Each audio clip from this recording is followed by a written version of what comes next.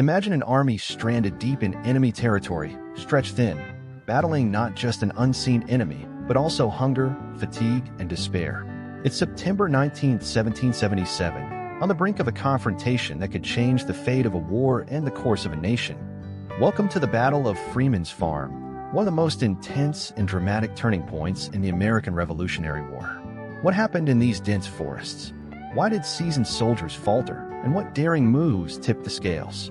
Today, we'll dive into this clash and uncover the battle strategies, unsung heroes, and brutal combat scenes that shaped one of the war's most pivotal moments. Chapter 1: Background.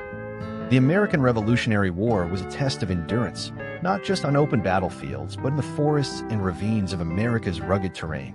By August 1777, British Major General John Burgoyne was leading an ambitious invasion from Canada down through New York, aiming to divide the rebellious colonies. His strategy? Secure control of the Hudson River and isolate New England from the southern colonies. But his journey wasn't smooth. As his forces pushed south, American forces under General Horatio Gates established a strong defensive position on Bemis Heights, blocking his path to Albany. Facing off were roughly 6,000 British, German, Canadian, and Loyalist troops under Burgoyne versus 14,000 American soldiers and militia, led by Gates with his fiery subordinate Major General Benedict Arnold.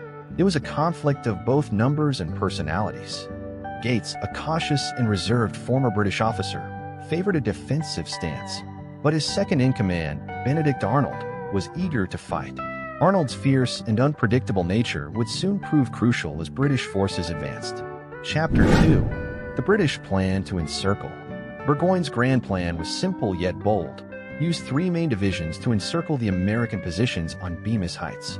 On the right, Brigadier Simon Fraser led a mixed force of British and Loyalist troops through dense woods, advancing along a ravine. In the center, Burgoyne himself moved with the main force. On the left, German troops under Baron Riedesel guarded the baggage and supply lines. But there was a flaw in Burgoyne's approach: distance. As his divisions pushed forward, they struggled to keep pace with each other. This gap would soon become a critical weakness the Americans were ready to exploit. Chapter 3: Arnold takes charge. Meanwhile, Arnold had a bold counterplan. Ignoring Gates' caution, Arnold seized the chance to strike while the British forces were stretched. He gathered his troops, including Daniel Morgan's elite riflemen, skilled in guerrilla tactics and forest combat. Morgan's riflemen launched the first attack, targeting a small group of British Allied Canadians and indigenous warriors in Fraser's division.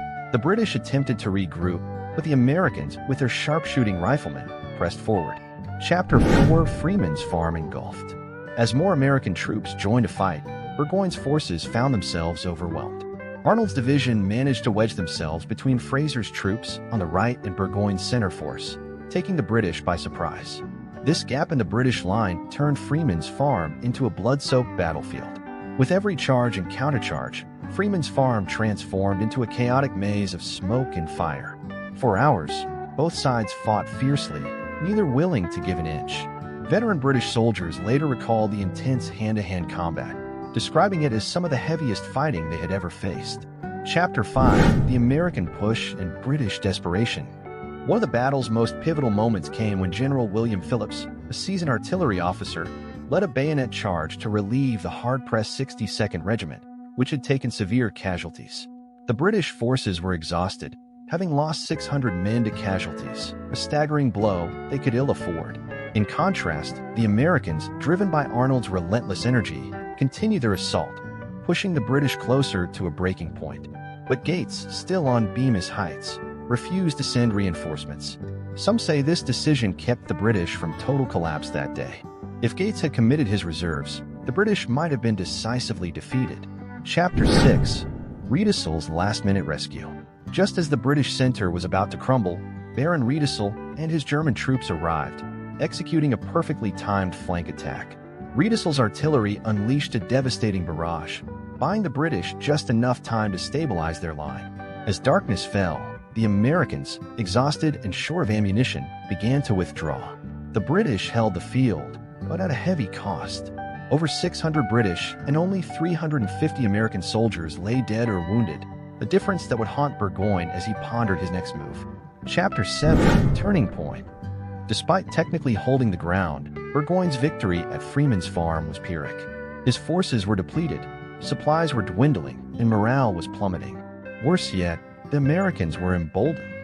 The losses Burgoyne suffered that day marked the beginning of the end for his campaign. Freeman's farm was just the start. Another battle loomed, and Burgoyne's path to victory had only grown steeper. Arnold's daring tactics and the Americans' resilience at Freeman's farm paved the way for what would come next. Burgoyne, isolated and running out of options, was left with a chilling realization: his entire campaign was on the brink of collapse. Chapter 8: Heroes and Lessons. The Battle of Freeman's Farm wasn't just a military clash. It was a clash of personalities and strategies. Benedict Arnold's audacity and Daniel Morgan's sharpshooting skills demonstrated the Americans' growing ability to stand toe-to-toe with the British forces. Although Gates' caution may have spared American resources, it was Arnold's courage and strategic insight that nearly tipped the balance that day. In hindsight, Freeman's Farm will be remembered as a prelude to British surrender. For Burgoyne, the harsh realities of war in the wilderness and the strength of American resolve became painfully clear.